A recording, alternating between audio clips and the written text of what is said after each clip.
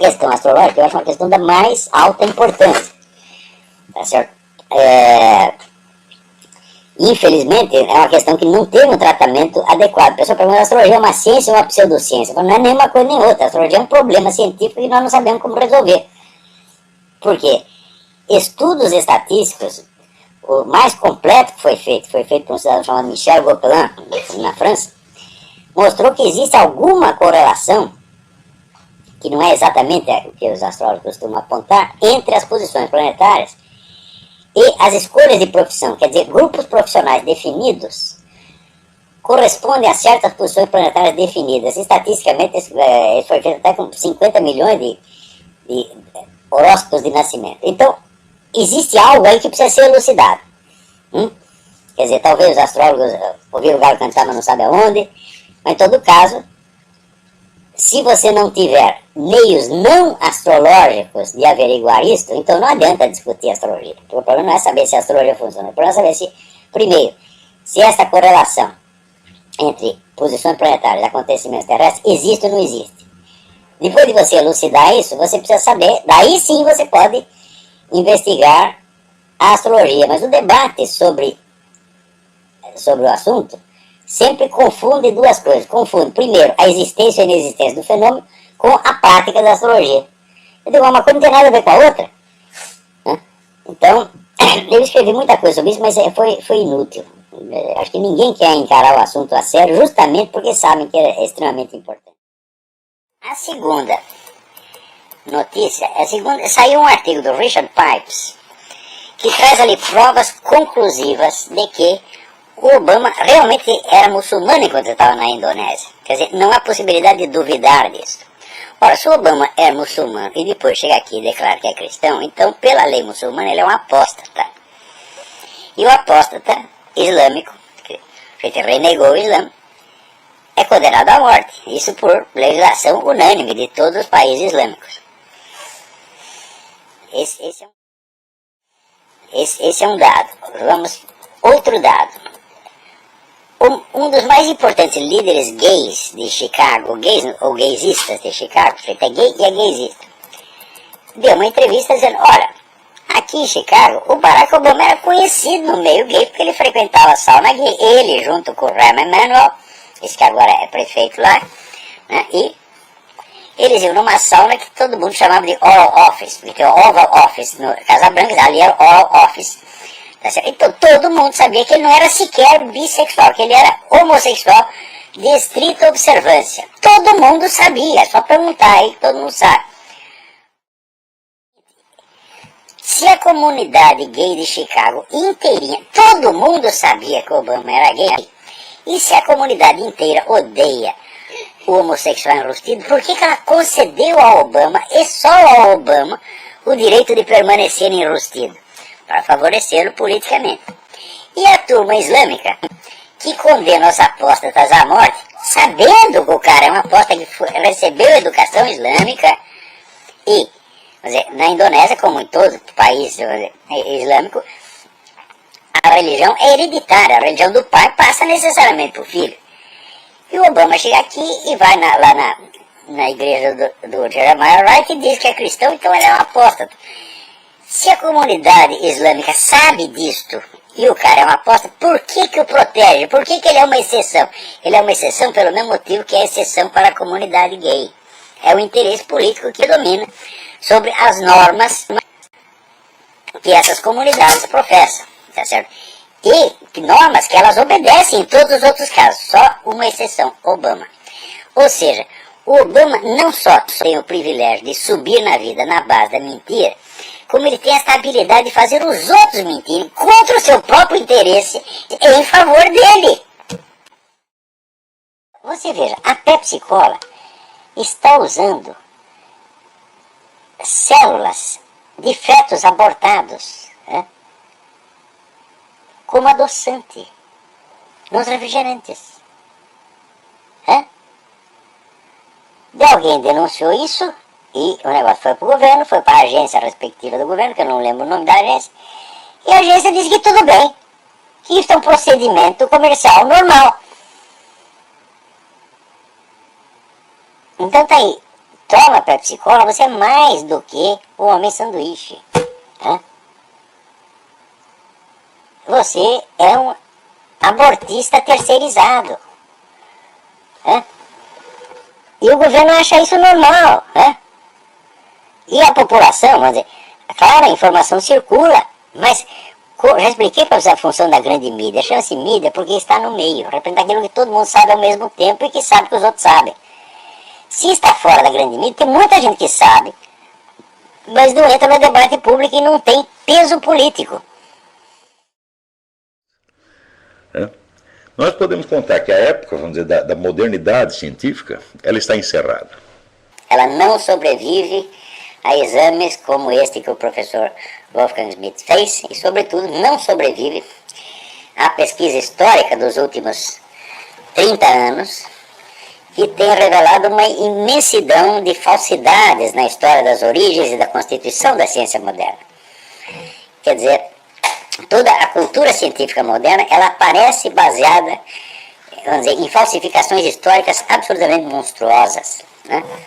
Não só históricas, falsificações científicas também. Né? Esta mesma semana, eu estava na aula que eu citei uma carta de Alexander von Humboldt, que dizia o seguinte: olha, nós todos sabemos que não existe a menor prova do sistema copernicano, do sistema heliocêntrico.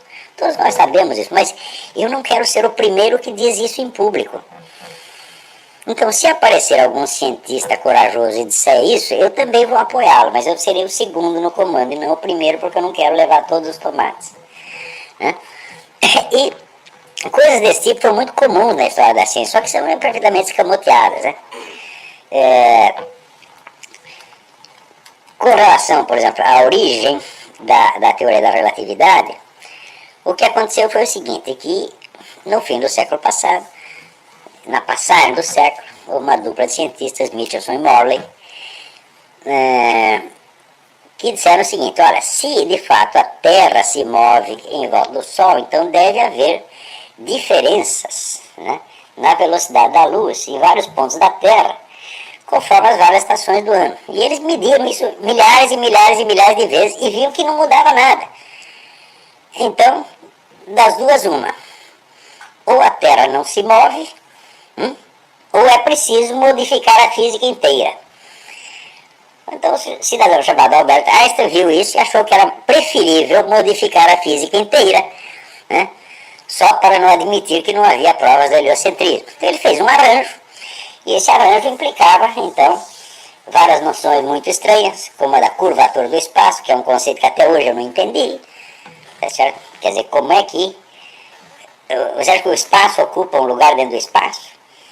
Uma coisa que não ocupa um lugar dentro do espaço não pode ser nem curva nem reta. Tá certo? Então, se você disser o espaço curva tudo o que está dentro dele, fala, bom, ainda é possível, mas que o espaço em si mesmo seja curva é uma noção que me parece um pouco esdrúxula. Né? Mais ainda a noção de que pessoas que viajassem através do espaço teriam várias idades ao mesmo tempo e várias outras coisas muito, muito esquisitas que nunca foram provadas, tá certo? Mas que eram intelectualmente muito elegantes e que, de algum modo, salvavam as aparências. Tá certo?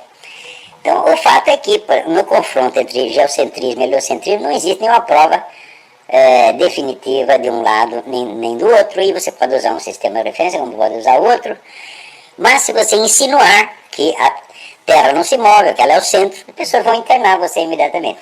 Tá certo? Está na cara que o governo americano, isso é o establishment, ou aquilo que o Nicholas Seger chama corporação, está trabalhando para a ascensão islâmica mundial. Assim como a Casa Real Britânica, que é um elemento fundamental da corporação, está protegendo a invasão islâmica a olhos vistos. Eu digo para vocês, o príncipe Charles é membro de uma tarica. Ele obedece um sheik islâmico. Meu Deus do céu, eu não sei. Existe um problema. Eu não sei.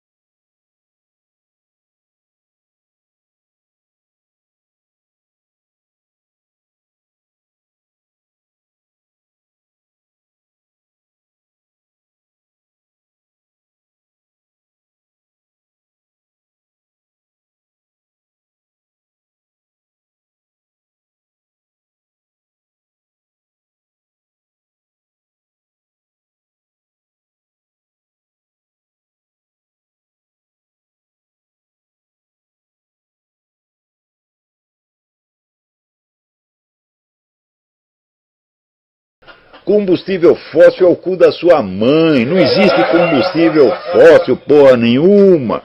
Isso é uma farsa, uma palhaçada. Então, olha aí. Então, o ser humano é visto como uma mercadoria reciclável ou como uma matéria-prima reciclável. Por exemplo, você pode matar os bebês para você fazer cosmético, para você fazer adoçante. Tá certo? Então, um ser humano pode virar um adoçante. Você está lá comendo uma barra de chocolate e tem um feto humano lá dentro. Tá certo? Na indústria de cosméticos nem se fala. Tá certo? No qual ele diz o seguinte: quando há uma parada cardíaca, o cérebro deixa de funcionar depois de cerca de 10 a 20 segundos. Muitos pacientes em estado de parada cardíaca parecem inteiramente capazes de experimentar processos mentais. Esse fenômeno demonstra que o espírito e a consciência não são gerados pelo cérebro. Ora, existe mais casos registrados disso aqui do que o cético mais exigente poderia requerer. São milhares e milhares e milhares de casos. Quer dizer, o sujeito está lá sem atividade cardíaca, sem atividade cerebral, e, no entanto, está vendo tudo o que se passa em torno. E, às vezes, vê coisas que estão se passando nos quartos vizinhos. E, às vezes, em outros lugares. Tudo isso depois confirmado. Tem até o caso do sujeito que, exatamente nesse estado,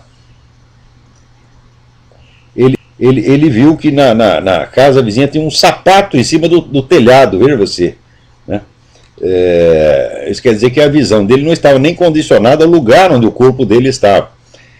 Na maior parte dos casos, as pessoas veem e reparam em mais coisas do que reparariam se estivessem vivos e despertos. Quer dizer, a bibliografia a esse respeito é tão imensa que a mera pretensão de que a consciência é causada pelo cérebro deve ser rejeitada em limine como uma coisa, assim, uma estupidez, uma simples lenda, crendice. Não há nenhuma prova, nenhum sinal, mesmo remoto, de que a consciência seja causada pelo cérebro. E há milhares e milhares e milhares de provas de que pessoas sem nenhuma atividade cardíaca ou cerebral continuam tendo consciência. A primeira ciência que se desenvolveu no Ocidente foi a teologia. Quer dizer, todos os critérios de verificação, de correção textual, etc., foram todos estabelecidos pela teologia. E, provavelmente, vamos dizer, a teologia é a única ciência que tem um discurso racional do começo até o fim.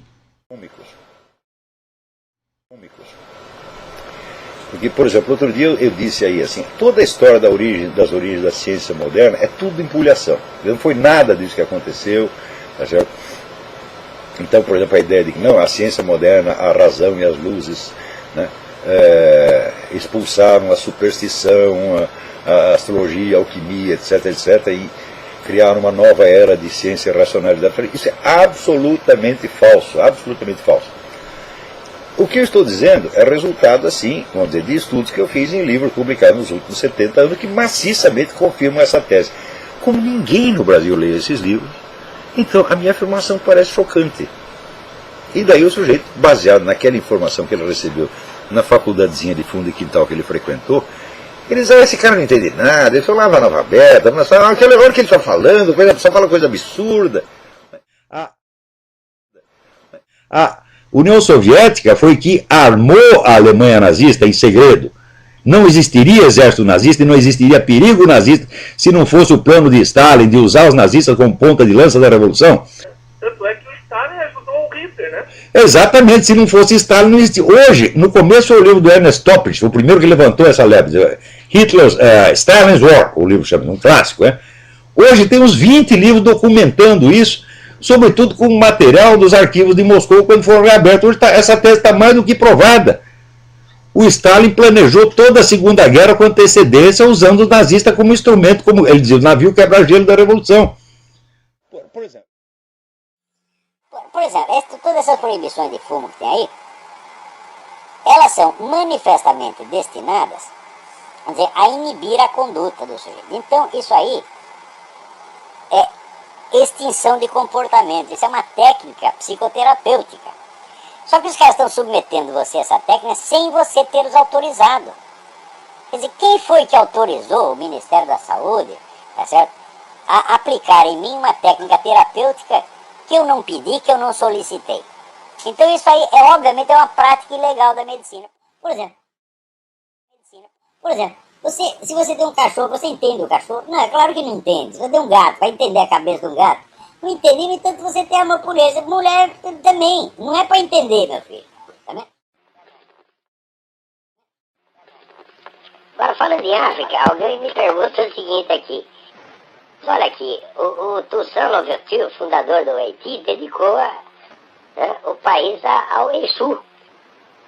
E a cidade de São Luís de Paraitinga, que foi destruída agora, né, pelas enchentes, é a sede nacional da festa do Saci Pererê, que é o Exu. E a Louisiana, né, onde teve o furacão Katrina, que destruiu tudo, né, é a central da macumba aqui nos Estados Unidos. Então o pessoal pergunta, será que isso é uma sentença divina? Eu falo, eu não sei. Né? Mas aqui eu acho, aqui isso é opinião pessoal, eu não tenho prova disso. Eu acho que essas macumbas dão um azar desgraçado, porque onde tem isso, todo mundo se ferra. É uma constante histórica. Você não vê, por exemplo, você vê aqui nos Estados Unidos, qual é o lugar do mundo onde os negros vivem melhor? Aqui nos Estados Unidos.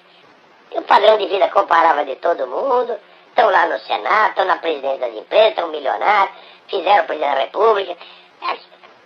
Tem algum deles praticando macumba? Não sei. É tudo pastor protestante, pô.